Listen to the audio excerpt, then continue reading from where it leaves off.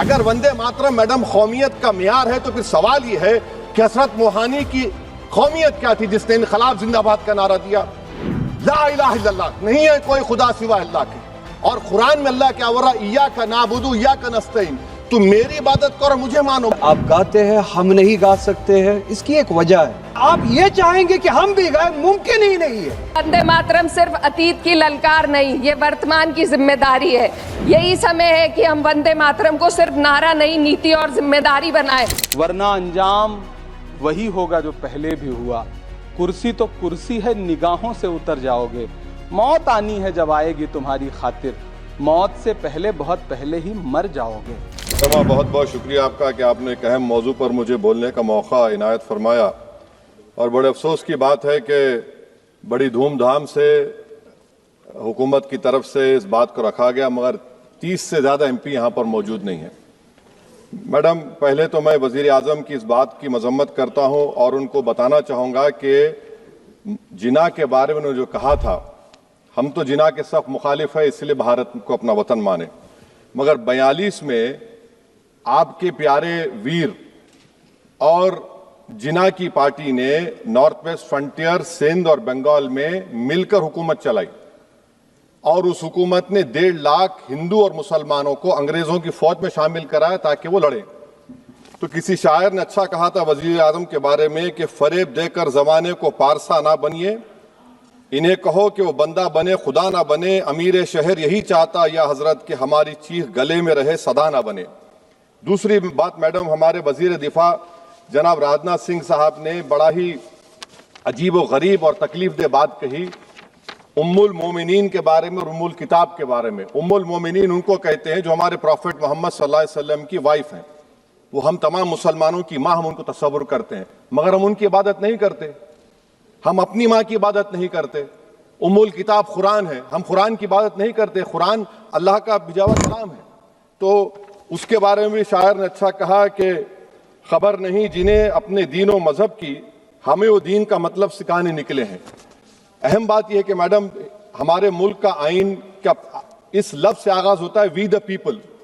इसका आगाज भारत माता के नाम से नहीं होता है। हमारे संविधान का जो प्रियम्बल है वो क्या कहता है? Liberty of thought, expression, belief, faith and worship. अगर दस्तूर का ये पहला सफा ये बात करता है तो फिर कैसे किसी शहरी को किसी खुदा, देवी, देवता की इबादत करने पर या सजदा करने पर मजबूर किया जा सकता है? आप ही की पार्टी से आज की जो बातें हुई है इसी कब हो रही हैं। हमारे कॉन्स्टिट्यूंट असेंबली में मैडम एक मोहतरमा थी रोहिणी कुमार चौधरी ने एक तजवीज दी थी कि प्रियम्बल में किसी देवी के नाम से शुरू हो। उन्होंने खास तौर से वंदे मातरम का जिक्र किया, मगर उसको कबूल नहीं किया गया। फिर KV कामत साहब ने एक तजवीज दी कि इट्स सिटीजन्स को बदलकर हर सिटीजन्स किया जाए और खुदा के नाम से शुरू किया जाए, वो तरमीम को मुस्तरद कर दिया गया। हमारे संविधान का उसूल यह है कि भारत क्या है, उसकी अवाम है, अवामी कानून की मुसन्निफ है, अवाम की मर्जी से सबसे बालातर है, अवामी हाकिम है। मुल्क किसी खुदा, देवी, देवता, मजहबी इलामत के नाम से नहीं चलता, ना मुल्क किसी एक मजहब की मिल्कियत है। इसीलिए बाबा साहब अम्बेडकर ने क्या कहा था? उन्होंने मदर इंडिया के नजरिए को मुस्तरद किया। बाबा साहब ने एक नई इस्तिलाह वजह कर दी और कहा कि भैक्षित भारत, ये बाबा साहब अम्बेडकर ने कहा। अब मैडम, अगर मजहबी आजादी इस आइन का बुनियादी उसूल है तो सवाल यह पैदा होता है कि उस वक्त हमारे जो कॉन्स्टिट्यूंट असेंबली के प्रेसिडेंट थे जनाब राजेंद्र प्रसाद साहब ने किस बुनियाद पर वंदे मातरम को कौमी तराना करार दिया? ना तो कोई सेक्युलर रेजोल्यूशन है इसके बारे में। मैडम, मैं आपको बताना चाहूंगा कि जुडिशरी क्या कहती है। बीजू इमैनुअल केस है 1986 का, जिसमें जिहोवा विटनेस ने कहा कि मैं नेशनल एंथम के वक्त खड़े रहूंगी, पढ़ूंगी नहीं। सुप्रीम कोर्ट ने कहा कि उसने कोई गुनाह नहीं किया। वहीं एक 2017 का केस है अश्विनी उपाध्याय का केस सुप्रीम कोर्ट का, उन्होंने कहा गाइडलाइंस दिए जाएं वंदे मातरम पर, सुप्रीम कोर्ट ने नहीं कह दिया। फिर आप आ जाइए madam, prevention of insult act national 1971, इसमें नेशनल सॉन्ग नहीं है, सिर्फ नेशनल एम्बलम और आपका नेशनल एंथम है। फिर आप आ जाइए 40th अमेंडमेंट आर्टिकल 51 है, 76 में पास हुआ, उसमें भी इसका कोई जिक्र नहीं है। मैडम, मैं आपके सामने बताना चाहूंगा कि हमारा भारत एक इसका मजमुआ क्या है। इसमें हिंदू है, मुसलमान है, सिख है, ईसाई है, जैन है, एथिस्ट है। मेहनत कश हैं, किसान, गरीब, मजलूम और दलित हैं। मगर अगर जो तकारीर आज हमने यहां पर सुनी और बाहर जो सुनते हैं, अगर भारत को देवी कहने और उसके आगे सजदा करने, तो दरअसल कौम परस्ती को, वतन से मोहब्बत को मजहब में तब्दील कर रहे, और फिर यहां पर बोल रहे कि अगर भारत में रहना है तो वंदे मातरम गाना पड़ेगा। भाई ये तो संविधान के खिलाफ है, सुप्रीम कोर्ट के जजमेंट के खिलाफ है। अगर वंदे मातरम मैडम कौमियत का मियार है, तो फिर सवाल यह है कि हजरत मोहानी की कौमियत क्या थी जिसने इनकलाब जिंदाबाद का नारा दिया? अगर यूसुफ मेहरली ने quit India Simon go back का नारा दिया तो उसकी कौमियत क्या थी? अगर हैदराबाद से मौलवी अलाउद्दीन जो मक्का मस्जिद का पहला मुजरिम है काला पानी में, और तूरेबाज खान जो मारकर लाश को लटका दिया गया था हैदराबाद में 8 दिन तक, उसकी कौमियत क्या थी? अगर इनायतुल्लाह काफी जो जिहाद का फतवा अंग्रेजों के खिलाफ दिया मुरादाबाद में, जब उनको 2 दिन में फांसी की सजा दी गई, और जब फांसी की सजा के वो जा रहे हैं तो इनायतुल्लाह मौलाना काफी की जबान पर क्या था? वो रसूलुल्लाह हमारे प्रॉफिट की नात पढ़ रहे थे। क्या पढ़ रहे थे? कोई गुल बाकी रहेगा ना चमन रह जाएगा, पर रसूलुल्लाह का दीन हसन रह जाएगा। तो उनकी कौमियत क्या थी? माल्टा की जेल में महमूदुल हसन, हुसैन अहमद मदनी 6 महीने माल्टा की जेल की ग्राउंड में पड़े रहे, उनकी कौमियत क्या थी? अल्लामा फजल खैराबादी का वो सेल काला पानी का पुकार कर से पूछ रहा है, जो वहीं पर मर गए, खबर वहां पर है, बताओ मेरी कौमियत क्या थी?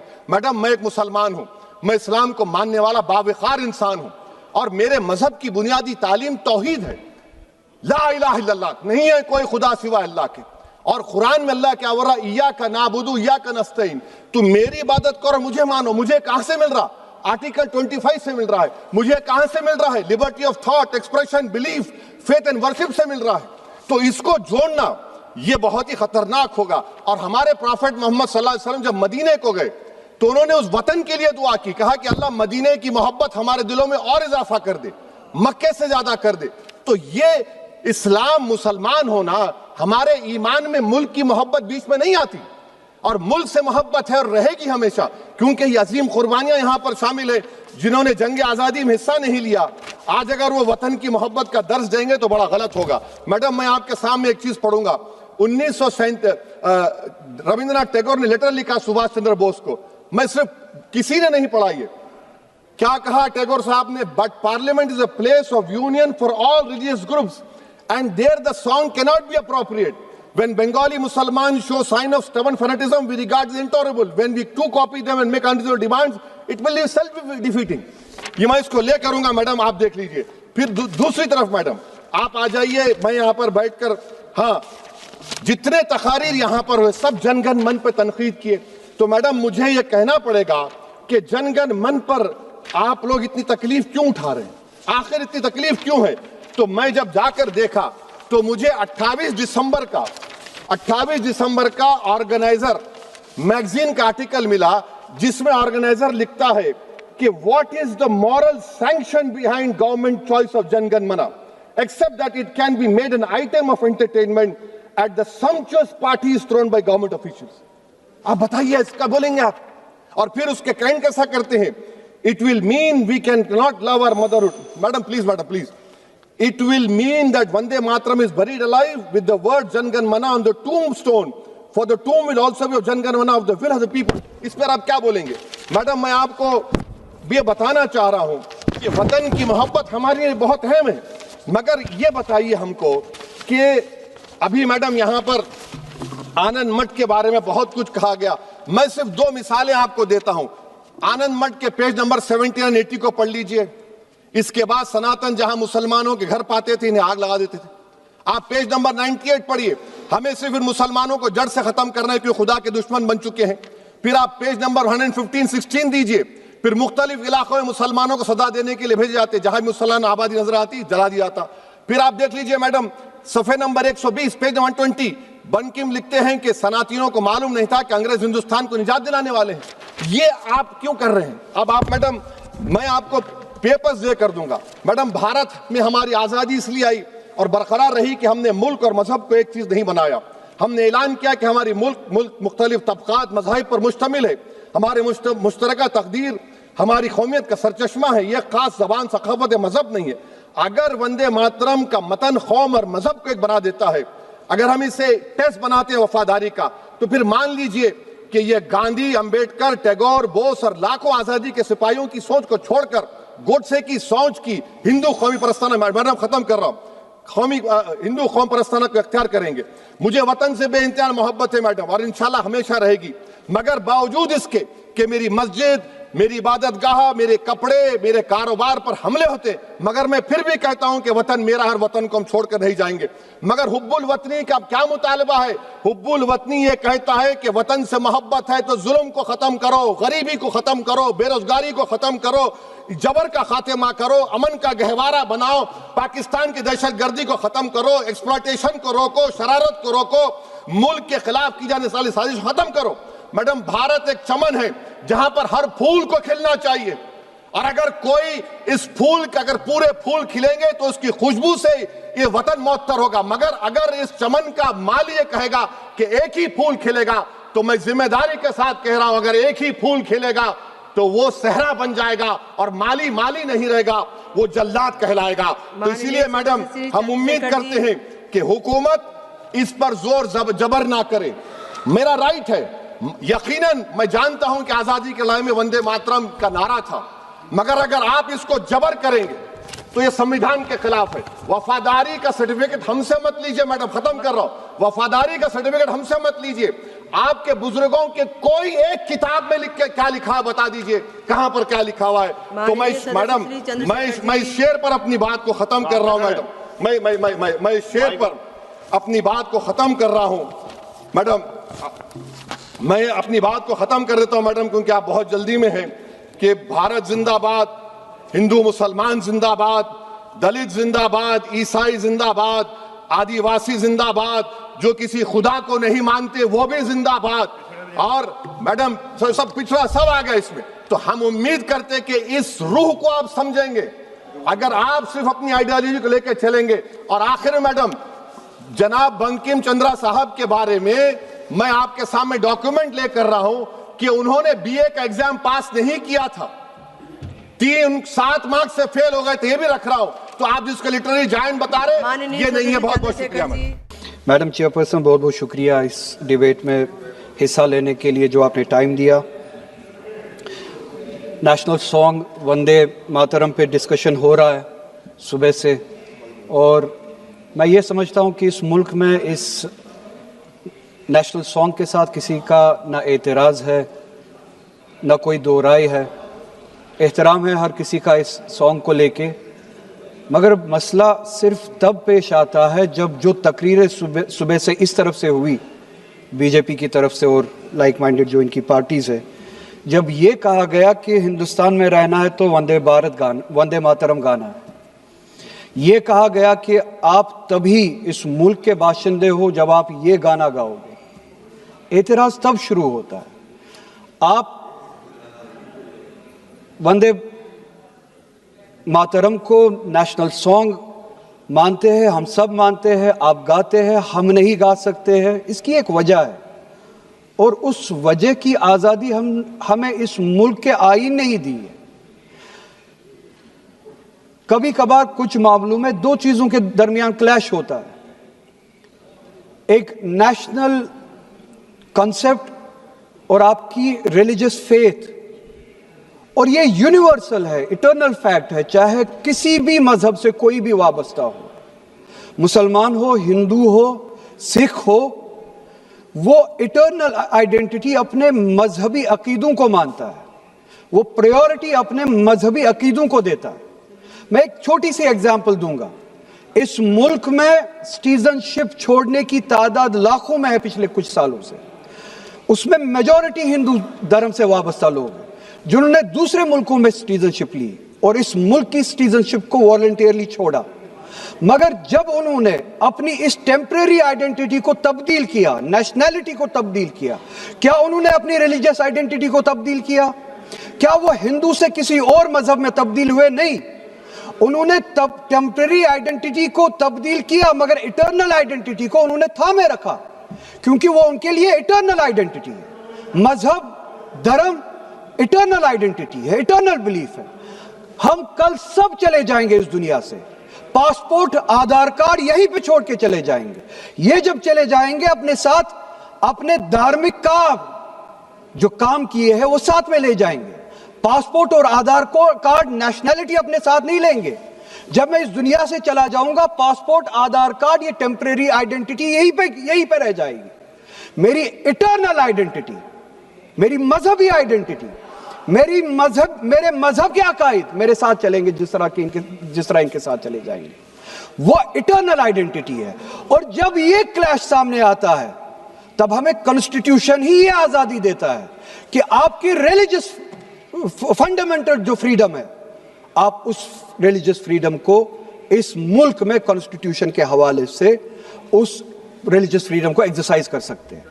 और वंदे मातरम का जब मसला पेश आता है, जब यह कहा जाता है कि आपको यह जबरदस्ती गाना पड़ेगा, हम तब यह कहते हैं कि आप गाए, हम एहतराम देते हैं। नेशनल सॉन्ग है, हम उसका भी एहतराम करते हैं, उसमें दो राय नहीं है। आप गाए, हम एहतराम के लिए खड़े हो जाएंगे। मगर आप ये चाहेंगे कि हम भी गाए, मुमकिन ही नहीं है, हो ही नहीं सकता है। आप चाहेंगे, अब सब्र करो। सुबह से इतने लोग बोलते आ रहे हैं। प्लीज चेयर को एड्रेस करें आप। तो जवाब सुनने का भी मादा रखा करो। आप गाइए, आप बोलिए नेशनल सॉन्ग है, आप बोलिए नेशनल सॉन्ग है, कोई दो राय उसमें नहीं है। मगर हम पे थोपिए मत। कॉन्स्टिट्यूशन इस चीज की हमें आजादी देता है। और आप खुद कहते हैं कि वंदे मातरम गाने की ईजाद ही आजादी के लिए हुआ। बेशक हो। आजादी किस चीज के लिए? आजादी इस चीज के लिए, हिंदू के हिंदू होने की आजादी, और इसी तरह से मुसलमान के मुसलमान होने की आजादी, सिख के सिख होने की आजादी। और वो आजादी आप मुझसे छीन नहीं सकते हैं, किसी भी नाम पे नहीं छीन सकते, किसी भी दबाव में नहीं छीन सकते। किसी भी सिख से उसके मजहब की आजादी नहीं छीन सकते, किसी भी हिंदू से उसकी मजहब की आजादी नहीं छीन सकते, और किसी भी मुसलमान से उसके मुसलमान होने की आजादी नहीं छीन सकते। कोई भी दबाव मुझे मजबूर नहीं कर सकता है। आप गाइए और हमें वो आजादी दे दीजिए। ये मजहबी आजादी मुझे आपसे दूर नहीं करता। वही मजहब जो मुझे ये कहता है कि लकुम दीनकुम वलिय दीन, आपके लिए आपका दीन, मेरे लिए मेरा दीन, जिसको कॉन्स्टिट्यूशन ने आजादी दी, ये कह के कि फंडामेंटल राइट है रिलीजियस फ्रीडम। हमारा कॉन्स्टिट्यूशन हमारे कुरान की उसी आयत की तर्जुमानी करता है। 2 मिनट दे दीजिए मैडम। तर्जुमानी करता है कि आप अपने दीन पे चलिए, हमें अपने दीन पे अमल करने की आजादी दे दीजिए। आप ही की तरफ बात जबरदस्ती की है, बात किसी और चीज की नहीं है। और ये डिबेट, मुझे पता है ज्यादा वक्त नहीं मिलेगा, बस 1 मिनट में मैं पूरा कर रहा हूं। और ये डिबेट सिर्फ और सिर्फ इसलिए हो रहा है कि जब हिंदुस्तान का हिंदू हो, मुसलमान हो, सिख हो, इनसे पीने के लिए साफ पानी मांगे, सांस लेने के लिए साफ हवा मांगे, रोजगार मांगे, जब इनसे महंगाई के खिलाफ, महंगाई के बारे में जवाब मांगे, जब इनसे रोजगार मांगे, तब ये सिर्फ ये बोल सके कि रोजगार के बारे में बात मत करो। वो देखो मुसलमान, हमने उसको मजबूर किया वंदे मातरम गाने के लिए। वो देखो मुसलमान, हमने उसकी मजहबी आजादी को खत्म किया। इस आड़ में, मुसलमान को दबाने की आड़ में आप अपनी नालायकी छुपाना चाहते हो और इस मुल्क में राज करना चाहते हो, उसकी कुर्बानी बनाना चाहते हो मुसलमान को। और मुसलमान इस बेगैरती का कुर्बान कभी होगा नहीं। हमने इस मुल्क की आजादी के लिए भी खून दिया है, और इस मुल्क में आजादी को बचाने के लिए भी अगर खून देना पड़े हम देंगे। आज हमारे राष्ट्रगीत के 150 वर्ष पूरे होने पर हो रही महत्वपूर्ण चर्चा में गर्व के साथ एक भारतीय होने के नाते मैं अपने विचार रखना चाहती हूँ। सदन में इतिहास को तोड़ मरोड़ कर पेश करके फिर से मुस्लिम तुष्टीकरण के नाम पर भारतीय मुसलमानों को कटघरे में खड़े करने की कोशिश की जा रही है।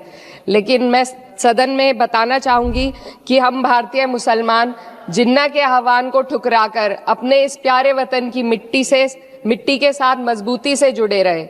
हमने महात्मा गांधी, बाबा साहब डॉक्टर भीमराव अंबेडकर, रविंद्रनाथ टैगोर जी, सुभाष चंद्र बोस जी, मौलाना अबुल कलाम आज़ाद, अशफाक उल्लाह खां साहब के विचारों को अपनाया। हम भारतीय मुसलमान इंडियंस बाय चॉइस हैं, बाय चांस नहीं। वंदे मातरम के किन छंदों को राष्ट्रगीत के तौर पर अपनाया जाए, यह फैसला सर रविंद्रनाथ टैगोर और सुभाष चंद्र बोस जी जैसे नेताओं के परामर्श के बाद हुआ। क्या अब हम उन महान नायकों की समझ पर प्रश्न चिन्ह उठाएंगे, उन्हें देश को बांटने वाला और तुष्टीकरण करने वाला कहने का पाप करेंगे? उन महान हस्तियों ने वंदे मातरम के उन छंदों को अपनाया जिन्होंने देश के हर वर्ग, हर धर्म के मानने वालों को एक सूत्र में पिरोने का काम किया। और मैं एक घटना आप लोगों के सामने रखना चाहती हूँ।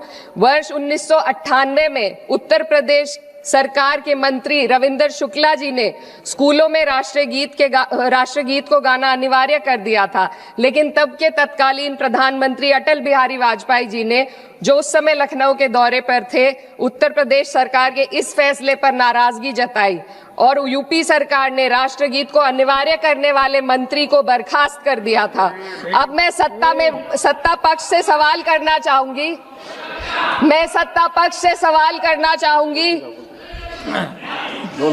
बोलने दीजिए। मैं सत्ता पक्ष से सवाल करना चाहूंगी कि जो विजन आजादी के समय के लोगों का था राष्ट्रगीत को स्वेच्छा पर छोड़ने का, उसी का अनुसरण माननीय अटल बिहारी वाजपेयी जी ने किया, तो क्या वे भी मुस्लिम तुष्टीकरण कर रहे थे? जी नहीं, अटल बिहारी वाजपेयी जी राजधर्म निभा रहे थे। देश में सब धर्मों को एक साथ लाना, सबके जज्बात का एहसास करना ही सबसे बड़ा राष्ट्रवाद है। माननीय अध्यक्ष महोदय, आज हमें वंदे मातरम के असली भाव को समझना जरूरी है। यह गीत तो देश के जल, जंगल, जमीन, हरियाली और निर्मल हवा की वंदना को समर्पित है। यह भारत की जन जन की मंगल कामना करता है कि भारत का हर नागरिक स्वस्थ रहे, सुरक्षित रहे और सम्मान के साथ जी सके। सुजलाम सुफलाम का अर्थ है, सुनिए, ऐसा देश जहां स्वच्छ और पर्याप्त जल हो, जहां नदियां जिंदा हो, बहती हो, जीवन देती हो। अध्यक्ष महोदय, लेकिन अब जरा यमुना का हाल देखिए। दिल्ली प्रदूषण नियंत्रण समिति की 2025 की रिपोर्ट बताती है कि यमुना के कई हिस्सों में बीओडी स्तर 127 mg पर लीटर है तक पहुंच चुका है, जबकि किसी जीवित नदी के लिए ये 3 mg पर लीटर से कम होना चाहिए। ये सिर्फ नदी का संकट नहीं है, ये किसान का संकट है। नमामि गंगे के नाम पर हजारों करोड़ रुपए खर्च हो गए, लेकिन सच्चाई ये है कि आज भी गंगा और यमुना के किनारे किसान मजबूरी में उसी जहरीली पानी से खेती कर रहा है। वही जहर अनाज में उतरता है और वही जहर किसान की जिंदगी को धीरे धीरे खत्म कर देता है। अध्यक्ष महोदय, जब पानी जहर हो जाएगा तो सुजलाम कैसे होगा? जब किसान बर्बाद होगा तो सुफलाम कैसे होगा? मलयज शीतलम, मलय का अर्थ है मलय पर्वत से बहने वाली ठंडी, सुगंधित, चंदन जैसी हवा जो जीवन देती है, बीमारी नहीं। आज मैं इस सदन से पूछना चाहती हूँ, क्या आज के भारत की हवा मलयज शीतलम है? नहीं अध्यक्ष जी, बस संसद से बाहर कदम रखिए, एक गहरी सांस लीजिए। ये चंदन की महक नहीं, ये जहर है जो आपके हमारे फेफड़ों में उतर रहा है। दुनिया के 20 सबसे प्रदूषित शहरों में से 13 भारत में है। दिल्ली की हवा में सांस लेना मानो रोज 20 सिगरेट पीने जैसा हो। भारत हर साल सर्दियों में जहरीली हवा के प्रकोप में घिर जाता है। AQI गंभीर स्तर पर आ जाता है। ठंडी हवा का सपना अब gas chamber, ma'am 2 minutes, gas chamber की हकीकत बन चुका है। हम वो देश हैं जहां सरकार प्रकृति पर बने गीत का मान मर्दन तो करती है, पर उसी प्रकृति, जंगल, हवा, पेड़ को बचाने वाले कानूनों को धीरे धीरे खुद ही खत्म कर रही है। यह है आज के हमारे मलयज शीतलम की अफसोसजनक सच्चाई। अगर हम हवा को साफ नहीं कर पाए तो न सुजलाम बचेगा, न सुफलाम बचेगा। माननीय अध्यक्ष महोदय, सस्य श्यामलम का अर्थ है ऐसा देश जहां उपजाऊ जमीन हो, जहां खेत फसल से भरे हो और किसान कर्ज और निराशा में न डूबा हो। आज किसान सिर्फ मौसम से नहीं लड़ रहा, वह प्रदूषण, नीतियों की बेरुखी और सिस्टम की नाइंसाफी से लड़ रहा है। एक तरफ कॉर्पोरेट के लोन माफ होते हैं, दूसरी तरफ किसान को उसकी वाजिब MSP भी नहीं मिल पाती है। आप ग्लोबल सुपर पावर बनने की बात करते हैं, लेकिन हमारी पर कैपिटा इनकम दुनिया में 136वें नंबर पर है। हम अपने छोटे पड़ोसी देश से भी पीछे हैं। हमारे लोग $2,500 तक भी नहीं कमा पा रहे एक साल में, और जिन अरबपतियों की ये रक्षा करते हैं वो इतना पैसा एक सेकंड में कमा लेते हैं। आज वंदे मातरम को बुनियाद बनाकर राजनीति की जा रही है, लेकिन जमीन पर जंगल पूंजीपतियों को सौंपी जा रही है। आदिवासियों को उनके घरों से उजाड़ा जा रहा है।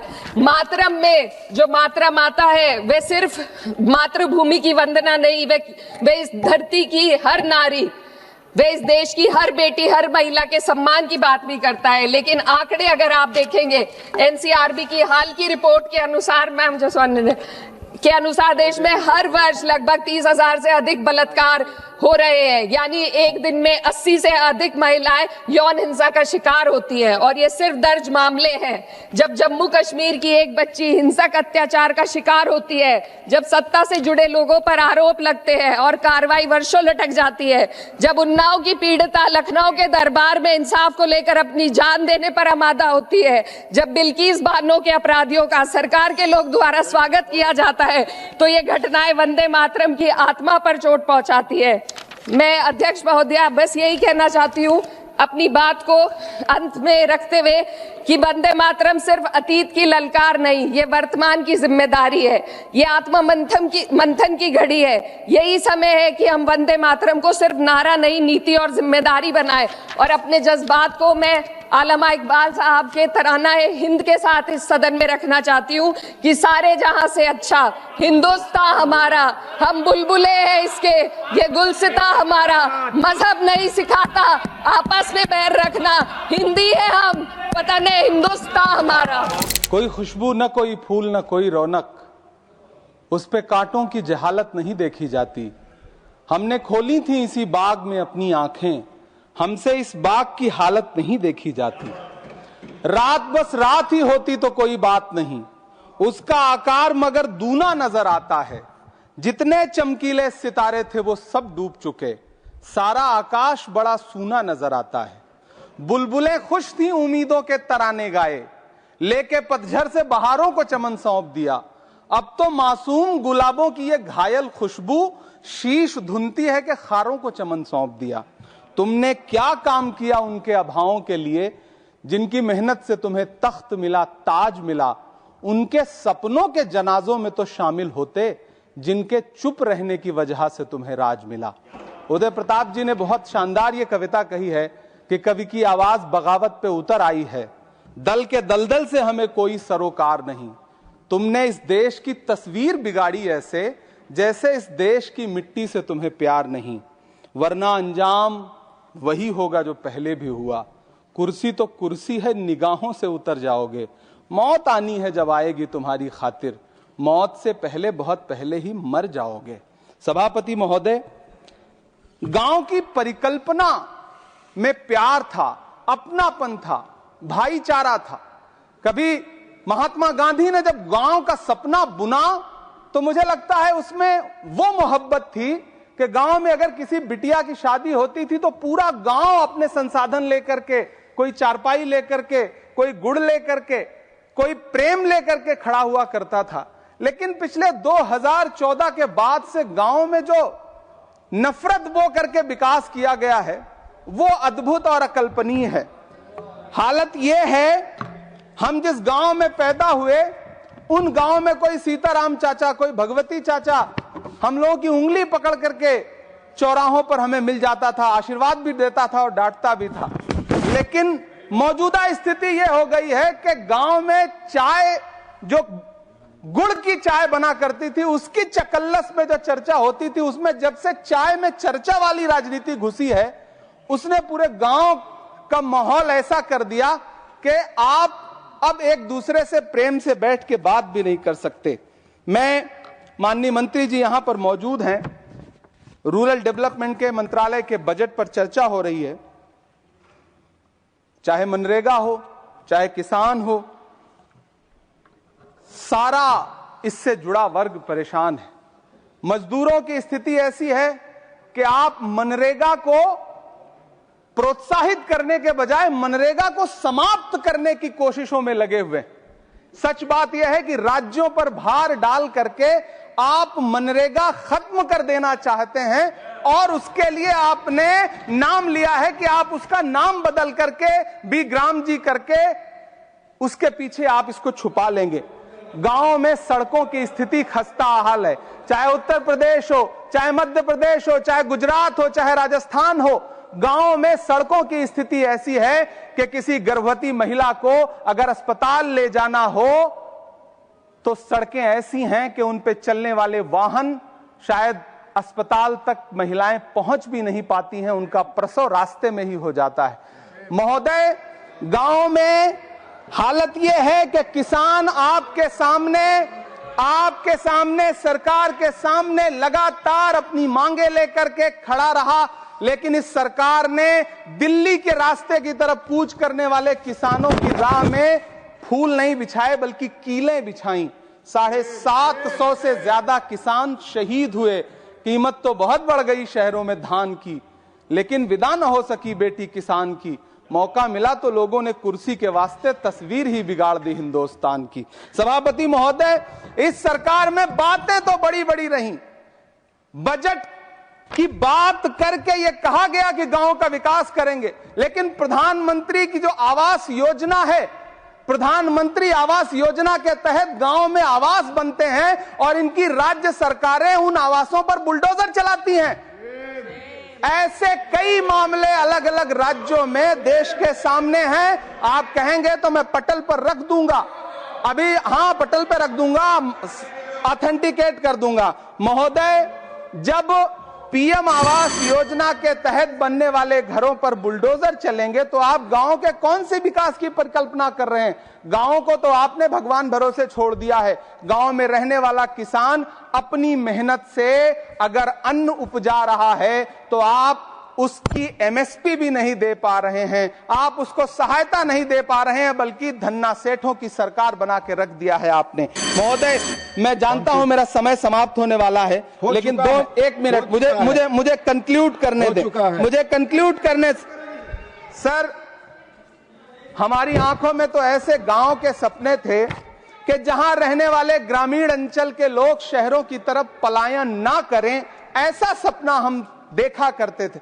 लेकिन गांव में डेवलपमेंट के नाम पे इस सरकार ने मूलभूत सुविधाओं से भी गांव को वंचित रखा हुआ है, जिसकी वजह से गांव पलायन करके शहर की तरफ भाग रहे हैं और गांव के गांव खाली।